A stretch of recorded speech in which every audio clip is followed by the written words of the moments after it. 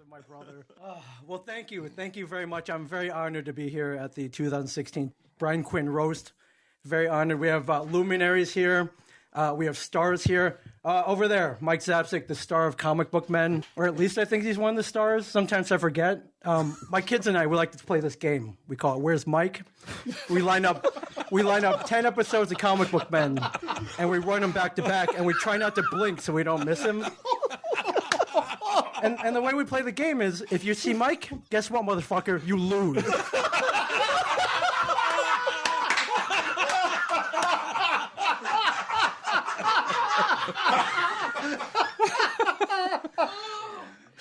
Oh boy! I have something to admit to you guys, though. I have not been watching this season at all, and I'm kind of ashamed to admit that.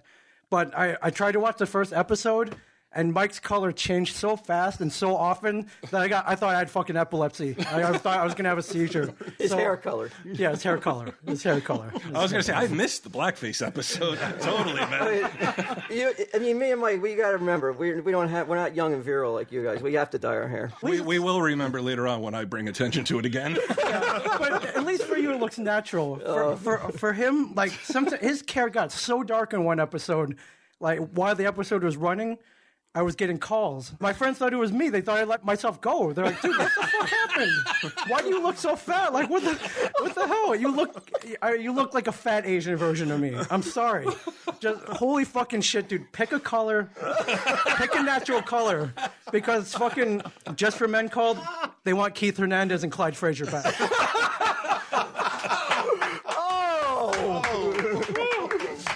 But sitting next to him is Chris Londo. Chris and I, we've had some beef, but you know it's all water under the bridge now. You know, you call my skills into question, made fun of I sell comics. It's cool. That's cool. Because today I found out you win. Kevin gave me a call today. He's like, Ming, we're bringing back Malcolm's Mo and Glow show. Do you know anybody with shitty podcasting producing experience? And I'm like, Kevin, I have just a guy for you. He will sign up and enjoy Smodco immediately. What do you say, Chris? You in? Are you in? I mean, I was in bed with your wife last week. And we were talking about that other shitty podcast you do. I think it's called Acknowledge. I think you started out and you quit at 14 episodes. And she was like, the one thing I hate about Chris is he likes to start things. He's not very good at finishing them.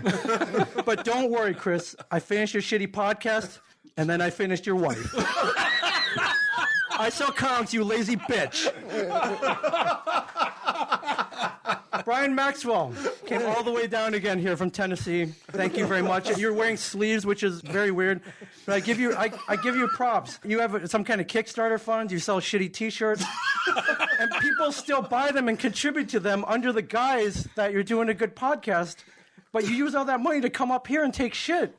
Like I don't get it. And not only that, but people keep hating you. No matter what you do, they can't like you. That's ballsy, dude. But don't worry, Maxwell. I was with your wife the other night. You know, I think you're at the fishing hole or something. And don't worry, I sat there. I counted all your Kickstarter money with her. Then I got on Reddit. I fucking made fun of you. Yeah. Then I finished your shitty podcast, and then I finished her. Walt Flanigan, sitting right next to me. What can I say? You're the genius behind Tell 'em Steve Dave. And I felt bad. I listened to the last episode. I heard you applied for a job at Walmart, which as a Walmart greeter, ideally, which is so weird because you don't. So I took the opportunity to go to your house. Just so weird. You applied to be a greeter. You didn't even greet me and Mike when we were in here. You greet none of the customers in here, and yet you feel you're qualified. That once you put on that blue vest, you can be a Walmart greeter. So I felt bad, but then I didn't feel so bad anymore because I realized you didn't need that money to support your family. You needed money for another fucking $4,000 dog. I know. I realize those dogs are pricey, but anyone listening, I saw outpouring of support. People wanted to like do charity drives for you. Don't feel so bad. Plus, I heard initially before you got that $4,000 dog, you went out and bought a Chihuahua then slapped the Suncoast sticker on it, trying to make Sunday Jeff take it back for a French Bulldog. But that's okay. That's okay. That's okay. That's all right. Sunday Jeff, such a nice guy. I had a hard time coming with anything to roast you for, but sometimes I get the mail here in the stash. One time I got a card from Sideshow Collectibles. It's like, thank you, Sunday Jeff. You're keeping us in business. Thank you very much. Then afterwards, I got another card from George Lucas. Thank you very much, Sunday Jeff. Thank you for supporting us. I think it's ironic. Brian was addicted to pills. Mike fought alcohol, but Sunday Jeff's got the worst addiction of all. If you ever have to, though, you can always burn down your Star Wars collection for insurance money. You're good at that. You burn down mini golf courses. Just don't burn down the store. We need it for comic book men.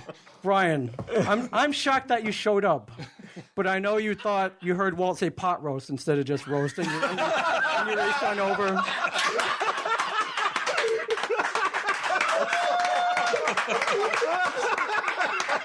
That's fine. As long as you make it. I don't care. You've bailed on me time and time again, but when we most need you, you're here. And I don't know if any of you know this. Brian's been trying to get some ass lately. He hasn't been really making it public, but I went to my roofie dealer the other day. I'm married. I need a little hoe. I went to my roofie dealer the other day, and he's like, "Listen, this fat bearded guy named Brian came in, cleaned me all out. So much for anonymity. Yeah. Is there a dealer-patient confidentiality agreement? Yeah, and a lot of people know Brian has been buying firearms lately. I think 2, you're up to 4 now. And I heard you joined the NRA, but you thought it stood for a National Rohypnol Association. So That's a date rape drug. Didn't know that. But second to last but not least, Get Him Steve Dave. Also dressed up for the occasion. You don't smell like horseshit today. There are no horseshit stains on you. I mean, look at that guy. Look at that smile. He's king. He's king of the world. He's head of some shitty Reddit board and all those assholes on there. I don't know why that makes you feel good though. It's weird that board is filled with people who supposedly love the show, and all they do is shit on it, just like the horses shit on you. But this mystery, the mystery of the 3 pens. Why does Get Him Steve Dave carry 3 pens at him all the time? Why? Well, that's the number of pens he likes up his ass when Walt's sucking his cock. I get it. Double penetration. It's cool. I get it. Last but not least. You ready, VQ? Brian Quinn. This is brutal. I thought I'd roast you in the best way I know possible. Yeah. I wrote up a little rap here, if that's okay. I knew it. I was hoping for this. That's what the people want. I hope I can spit this out. I've been a little out of practice. I actually retired after the last time, but for you, I'm going to bring it back. Thank So, yo, how did this happen? Brian Q was the best. Now all he's saying, he poor like Kanye West. He traveling the country, banging mad hoes. He's crying into Benji's because he's on a TV show? So what's the real problem? Is it true what did he say? More money, more problems, giving you a real bad day? And why are you saving money? For longevity? You know you won't last long with all them STDs. You'll live your life honest. Stop pining for Stacy P. Just fuck your buddy Bri. That's the way it was meant to be. Moping, doping, hanging off a roping, sticking in Bri's ass because his cheeks is wide open.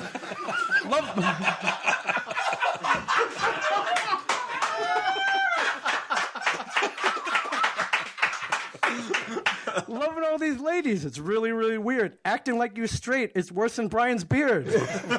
So live your life honest. To that I raise a toast. And that's all I got to say at the Brian Q Roast. Wow.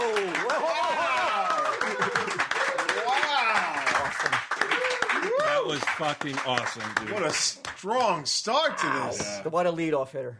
Oh, I did not see accusations of homosexuality coming my way today. I guess I should have. Accusations. I thought you were going to say revelations. Hey guys, Joe Gatto here, one of Brian Quinn's BFFs. And I heard you guys are doing this roast, and I just had to come to my friend's defense here. I don't think it's right, Brian's got a big heart. He actually saved one of his cats, Brooklyn, when it was trapped on a highway. Took it right to the vet and paid for all its medical bills. I wish I could say that was the first time Brian paid for some pussy on the highway, but then I'd be a lying piece of shit. And that's not me. Speaking of pieces of shit, people call Brian a piece of shit all the time, but that's not accurate, If you put shit in dirt, it becomes good dirt. And it will bring life and add value to the world. That's not Brian. If anything, he's more like a hefty bag full of piss. Okay? So anyways, we travel together a lot, and I saw that his shaving kit has biscuits in it for when he cuts himself to sop up the gravy. In my opinion, he looks like a walk of shame and a hate fuck had a baby. Tell him, Steve Dave. All right, now before he comes up, our next roaster, Git Em, I want you to close your eyes, all right? Envision a collapsed septic tank. Brimming with the nastiest, most obscene, putrefied foulness you could imagine. Or as Maxwell would call it, a free in-ground pool. Now, I'm talking about a river of years-old decaying fecal matter, gallons of stagnant piss, decomposing tampons, rotting condoms, the flushed carcasses of long-forgotten pets. You got it? Yeah. Now open your eyes. This is your life. Tell me you don't want to close your eyes again.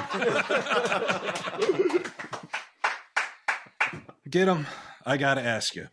Yes. Why did you listen to Walton Q when they told you to stop doing drunk story time? It was a solid creative outlet, man. Like, you had something to do.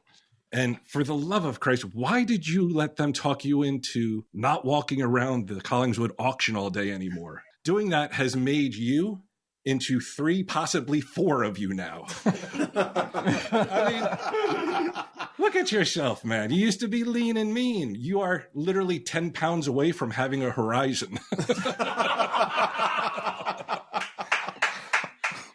No? Says the fat guy.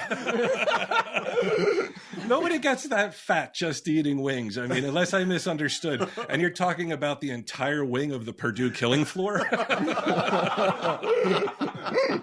You look like an aspiring landscaper with shitty swimming skills who was dredged out of the Rio Grande. Seriously, man, you've got more chins than Ming's family tree.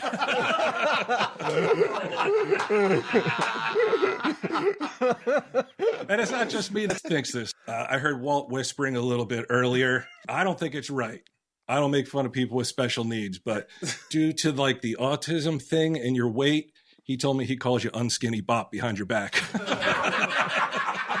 Damn, y'all. You just got to stop eating so much, Git Em. Either that or totally give up, roll around in some fucking tar, and get a job as a body double for Precious. Whoa. But come on, guys, let's give it up for the man who cyber squats on domain names and regular squats in the bushes to take photos of unaware preteen girls.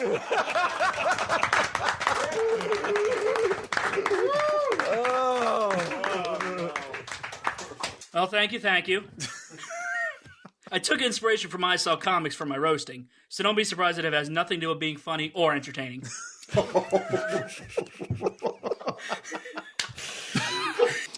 Wow, we got Walt Flanigan, Brian Johnson, Ming Chen, Sunday Jeff, Chris Londo, Mike Zapsik, and Brian Quinn here. Next time you'll see all these guys together is in the discount DVD bin in Walmart.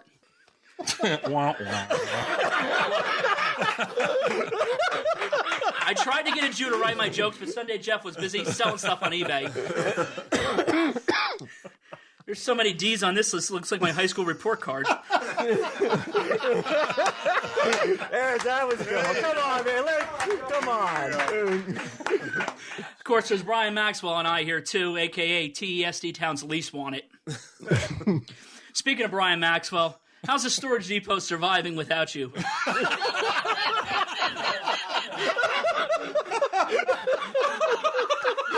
I heard they set up a Larry the Cable Guy stand-up in a blender full of gravel, and so far, no one's noticed the difference.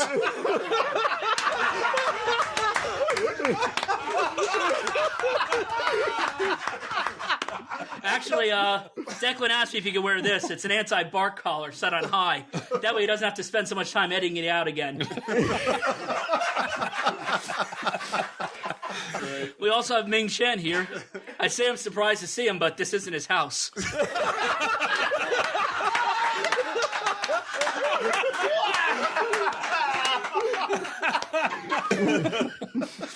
We have our lovely benefactor, Walt Flanigan, here. Walt is the only person I know who is more offended by a ham sandwich than a member of ISIS.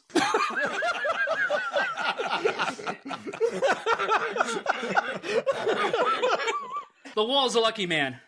I hope one day Kevin buys a bottle dump so I can have a cushy job and be in charge like him. Of course, if that happens, I'll have to hire a lackey to do all my scut work. Mike, do you need a second job? It's pretty much exactly like your first. But no, you have to love the stash.